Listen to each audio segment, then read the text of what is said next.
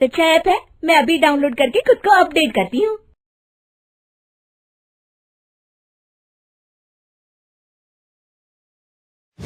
सलोनी बहुत ही सीधी और भगवान को मानने वाली थी, लेकिन उसकी सौतेली माँ उसके सीधेपन का फायदा उठाती थी और उस पर बड़े अत्याचार करती थी। जरा सी चूक हो जाने पर उसकी खूब पिटाई करती। अरे सुनते हो, कोई लूला लंगड़ा देख इसकी शादी तय करो और इसे इस घर से बाहर का रास्ता दिखाओ। सलोनी के पिता जानते थे कि मीना एक चांडाल औरत है, इसलिए वो एक अच्छा घर देख सलोनी की शादी कर देते हैं। लेकिन वहां भी सलोनी से जलने वालों की कमी नहीं थी। सलोनी की ननद निकिता उसे बिल्कुल पसंद नहीं करती थी। सलोनी, बात तो सुनो जरा। जी कहिए। आज शाम को मेरे बॉस खाने पर आ रहे हैं। ध्यान रहे उनकी खातिरदारी में किसी प्रकार की कोई कमी नहीं होनी चाहिए। जी आपने कह दिया, बिल्कुल वैसा ही होगा। शाम को सलोनी जैसे ही गैस पर खाना चढ़ाकर वहां से जाती है, अभी इसके खाने का स्वाद बढ़ाती हूँ। निकिता गैस की आंच तेज कर देती है। थोड़ी देर में देखते ही देखते सारा खाना जल जाता है और पूरे रसोई घर में चारों तरफ धुआं फैल जाता है। अब आएगा मजा। माँ जल्दी आओ, यहाँ देखो सलोनी ने किचन में आग लगा दी। अरे तेरा सत्यानाश हो, कल मुही तूने ये क्या कर दिया? सलोनी की सास उसे बहुत डांट फटकार लगाती है। तभी मोहन अपने बॉस के साथ घर में प्रवेश करता है। अरे भाई मोहन, ये क्या तुम्हारे घर का क्या हाल हो रखा है? लगता है खाना जल गया है। चलो खाने का प्रोग्राम कैंसिल करो, मैं अपने घर जाके खा लूंगा।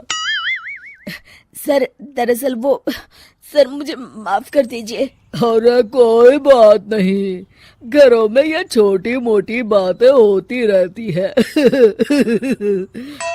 मैं समझ सकता हूँ, फिक्र मत करो, मैं नाराज नहीं हूँ और इस बात का तुम्हारे प्रमोशन पर भी कोई असर नहीं पड़ेगा।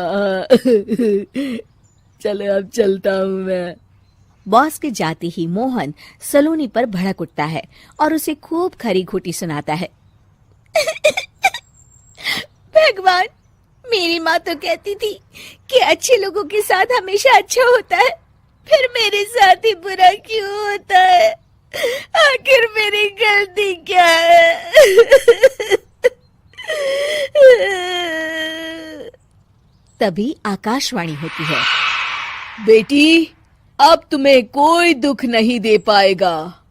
तुम्हारा बुरा सोचने वाले के मन की सारी बातें तुम पहले ही जान जाओगी। अगले दिन सलोनी निकिता को चाय देने उसके कमरे में जाती है। तब निकिता के मन में कुछ बातें चल रही थी।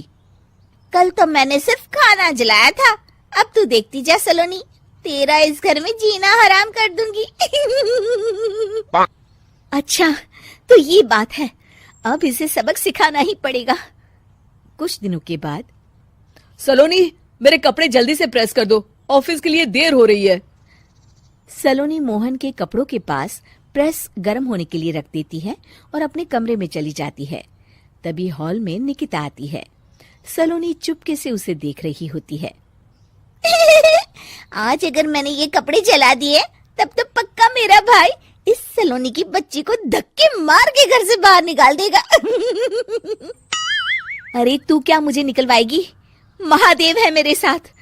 ठहर जा निकिता, आज तो तेरी खैर नहीं। सलोनी अपने पति मोहन को बुला लाती है और निकिता की सारी करतूत दिखाने लगती है।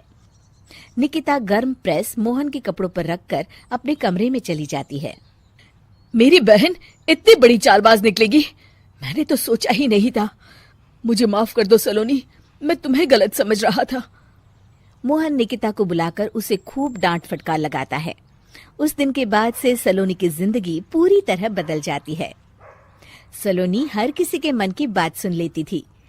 दूसरी तरफ निकिता का कोई भी दांव सलोनी पर नहीं चलता था और आखिरकार वो भी सलोनी के आगे घुटने टेक देती है।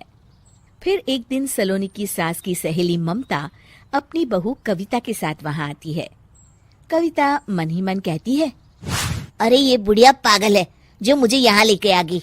कहाँ मैं अपनी किटी पार्टी छोड़ के इसके साथ यहाँ मरने आ गई। पता नहीं कब तक इसे झेलना पड़ेगा। अरे ये जल्दी मरे और इसकी सारी जायदाद मेरे नाम हो जाए। सलोनी कविता की सारी बातें सुन लेती है। अरे कविता, तुम अपनी सास की जायदाद के लिए उन्हें झेल रही हो और उनके मरने का इंतजार कर रही हो। ये तो गलत बात है। सलोनी की बात सुनकर कविता बिना देर किए कहती है, अरे ये तुमने कैसे सुन लिया? ये सारी बातें तो मैं अपने मन से बोल रही थी। तुमने कैसे सुन लिया? बस फिर क्या था, ये सुनते ही कविता के बगल में बैठी उसकी सास उसकी चोटी पकड़ लेती है। क्यों रे कलमुही, तू मेरे बारे में ये सब सोचती है? मम्मी जी, मुझे माफ कर दीजिए। बड़ी आई मेरी जायदाद लेने वाली। मैं आज ही अपने वकील को बुलाकर सब कुछ छोटी बहू के नाम कर देती हूँ। चल घर चल, आज तेरी अच्छी खबर लेते हूँ।